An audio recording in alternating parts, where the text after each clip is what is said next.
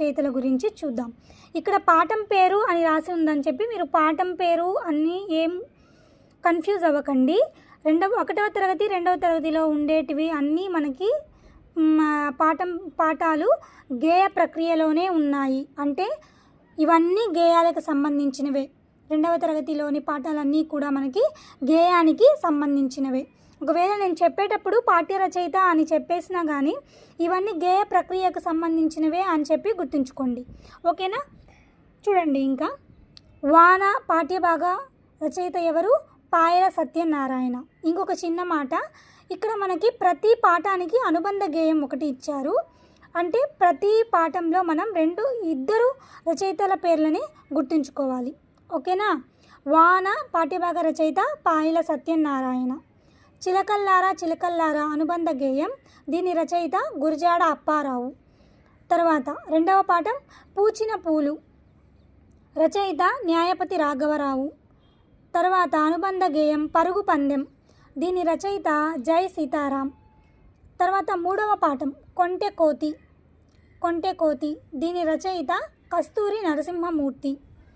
తర్వాత అనుబంధ గేయం ఏ ఊరెళదాం, రచయిత నాగభైరవ ఆదినారాయణ. తర్వాత పాఠం అప్పడాలు బజ్జీలు, దీనికి రచయిత లేరు, మూలం వచ్చి శాంతివనం.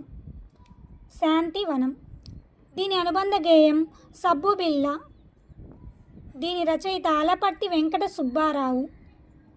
5వ పాఠం చిచ్చుబుడ్డి, దీని రచయిత పెద్దింటి సత్యనారాయణ మూర్తి.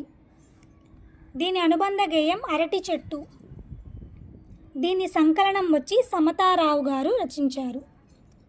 ఎవరు రచించారు? సమతారావు. ఓకేనా? తర్వాత అద్దాల బస్సు, రచయిత బాలాంత్రపు రజనీకాంతరావు.